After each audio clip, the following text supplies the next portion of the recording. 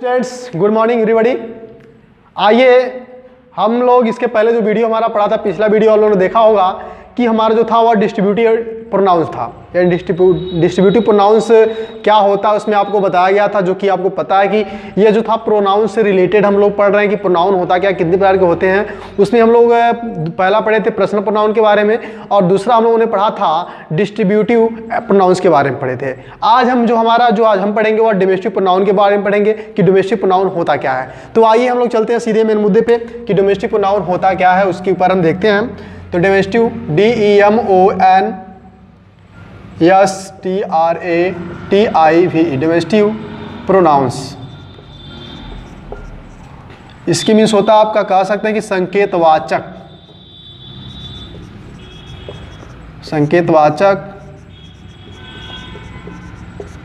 सर्वनाम। अब देखिए हम संकेतवाचक सर्वनाम यानी डोमेस्टिक प्रोनाउन क्या होता है, इसके बारे में सबसे पहले हम जान लेते हैं कि यह होता क्या है। डोमेस्टिक प्रोनाउन क्या होता है, यानी कहने का तात्पर्य यह है कि वे प्रोनाउंस यानी जो प्रोनाउंस किसी व्यक्ति या वस्तु की ओर संकेत करते हैं। यानी इसका बहुत ही सिंपल सा आपका परिभाषा है कि जो प्रोनाउंस किसी व्यक्ति या वस्तुओं की ओर संकेत करते हैं, यानी कह सकते किसी नाउंस की ओर संकेत करने का कार्य करते हैं, उसे हम क्या करते हैं, डोमेस्टिव प्रोनाउंस कहते हैं। बहुत ही आसान सा यह है, यानी जो प्रोनाउंस, एक बार और रिपीट कर लेते हैं, जो प्रोनाउंस किसी व्यक्तियों या वस्तुओं की ओर संकेत करते हैं उसे हम डोमेस्टिव प्रोनाउंस कहते हैं। इनके अंतर्गत जो आता है, यानी आपका होता, पढ़े भी होंगे कि आपका होता है दिस, होता है दैट, फिर आपका हो जाएगा दीज, और आप पढ़े होंगे आप दोज। ठीक है, यानी दिस दैट और दीज जो होते हैं यह हमारे किसके अंतर्गत आते हैं जी, डोमेस्टिक प्रोनाउन के अंतर्गत आते हैं। यानी डोमेस्टिक प्रोनाउन जो होता है वह किसी व्यक्ति या वस्तु की ओर इशारा करने का कार्य करता है। इसके अंतर्गत हमारा आएगा दिस, आएगा दैट, आएगा दीज आएगा, और आपका दोज आएगा। इसके साथ आपका सच भी आता है। ठीक है, ETC कर लेंगे, यानी इतना बहुत ज़्यादा है। यानी हम जैसे एग्जाम्पल के रूप में हम देख सकते हैं कि कैसे हम इसे पहचानेंगे, कैसे हम कह सकते हैं कि डोमेस्टिव सर्वनाम यही है, यानी डोमेस्टिव आपका प्रोनाउन से यही है। जैसे मान लीजिए हमने कहते हैं यह एक कलम है। ठीक है, अब देखिए यहाँ पे इसमें कोई ऐसा शब्द है जो क्या कर रहा है, वस्तु की ओर इशारा कर रहा है। यानी कलम इसमें क्या आपका वस्तु है, यानी नाउंस है आपका। यहाँ पे दिया यह, यानी इसको देखा एक कलम है, तो यहाँ पे देखा यह जो आपका क्या कर रहा है जी, संकेत करने का काम कर रहा है, इशारा कर रहा है, उसको दर्शा रहा है, उसको बतला रहा है। तो यह आपका हो जाएगा, यह जो आपका क्या है, डोमेस्टिव प्रोनाउंस है। तो यह की अंग्रेजी क्या हो जाएगी, दिस इज ए पेन। ठीक है, यानी इसमें आपका दिस क्या हो जाएगा, डोमेस्टिव प्रोनाउंस हो जाएगा। यानी सीधे शब्दों में आप लोगों ने सुना भी जाना भी कि जो हमारा किसी वस्तु या व्यक्ति की ओर इशारा करने का कार्य करता है उसे हम क्या कहते हैं, डोमेस्टिव प्रोनाउंस कहते हैं। अब देखिए आप इसके अंतर्गत आपके दिस दैट दीज दोज और सच आते हैं। जैसे आप एग्जाम्पल में आपको बताया कि यह एक कलम है, वह एक कलम है। ठीक है, आपका कह सकते ये सब लड़कियां हैं, वे सब लड़कियां हैं, आपको पता है, इस तरह के हमारे होते हैं। अब आइए हम देखते हैं आगे कि इसका प्रयोग हम कहाँ पे करते हैं। उम्मीद करते हैं कि आपको डोमेस्टिक प्रोनाउंस समझ में आ गया होगा। अब हमारा जो है, यानी जैसे मान लीजिए दिस दैट दीज और दोज, इनका प्रयोग हम कहाँ पे करते हैं।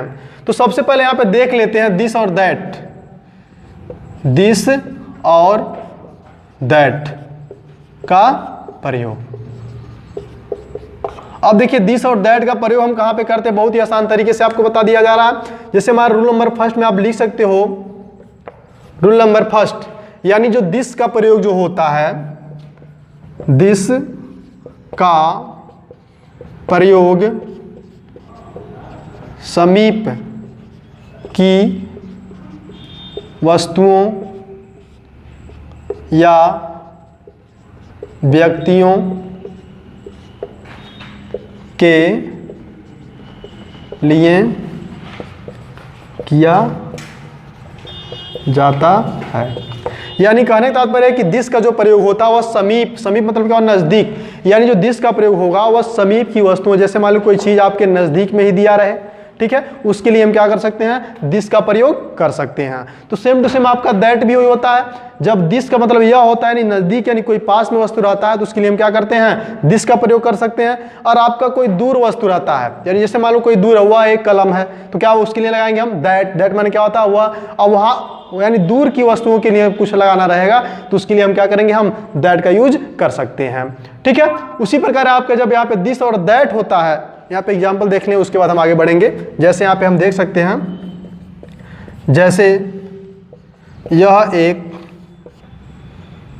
किताब है तो यहाँ पे हम कह सकते हैं this is a book, this is a book.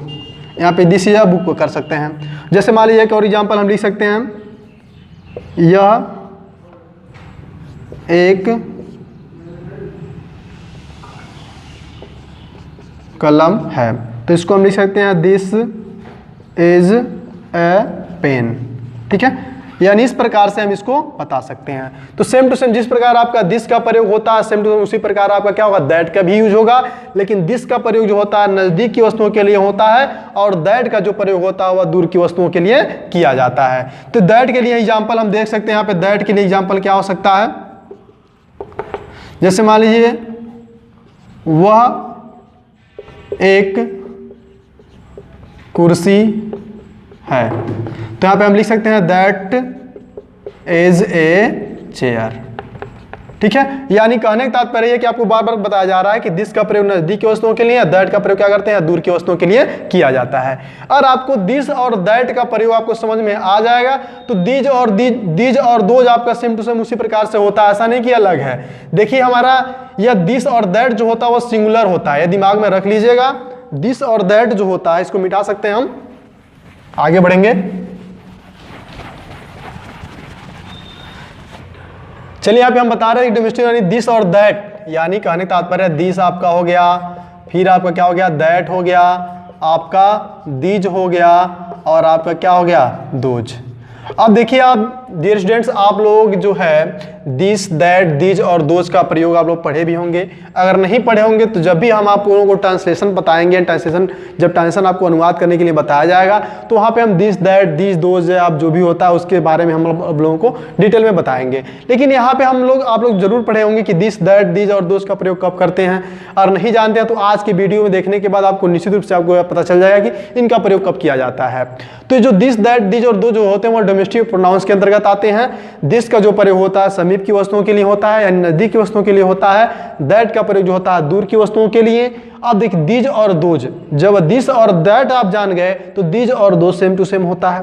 अब देख लीजिए हमारा सिंगुलर और प्लूरल आप लोग पढ़ चुके हो तो यहाँ पे हम सिंगुलर और प्लूरल देख लेते हैं। यानी सिंगुलर यानी एशियन जो होता है दिस और दैट, यानी आपका जो दिस और दैट जो होता है जब भी इनका प्रयोग किया जाता है तो सिंगुलर नंबर यानी एक वचनकर्ता के रूप में इसका प्रयोग किया जाता है।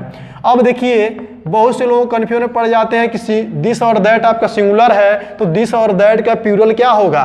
तो दिस और दैट का प्लूरल क्या होता है, दिस का आपका हो जाएगा दीज और आपका दैट का क्या हो जाएगा जी, आपका दोज हो जाएगा। ठीक है, सेम टू सेम यानी दिस का क्या होता है, दिस का क्या होगा दीज और दैट का क्या हो जाएगा दोज। यानी कहने का तात्पर्य कि डोमेस्टिक प्रोनाउन जो होता है आपको बताया गया और दिस का प्रयोग कब किया भी बताया गया, दैट का प्रयोग कब बताया होता है भी बताया गया। और दीज यानी जिस प्रकार से आपका दिस का प्रयोग करते हैं उसी प्रकार दीज का भी प्रयोग करते हैं। इसका जो प्रयोग होता है नजदीक की वस्तुओं के लिए तो इसका भी प्रयोग किसमें करेंगे, नजदीक की वस्तुओं के लिए करेंगे। लेकिन इनका प्रयोग किसके साथ करेंगे, प्लूरल नंबर में होता है। यानी एक बात दिमाग में रखिएगा, जब हमारा सिंगुलर नंबर होता है तो इसके साथ सिंगुलर वर्ब का प्रयोग करते हैं और जब आपका प्लूरल नंबर होता है तो इसके साथ हमारा क्या होता है, प्लूरल वर्ब का प्रयोग किया जाता है। उम्मीद करते हैं कि आपको डोमेस्टिक प्रोनाउन अच्छी तरीके से समझ में आ गया होगा। इसके बाद जो हम पढ़ेंगे जो प्रोनाउंस का अगला जो भाग है उसके अंतर्गत हम बताएंगे आपको।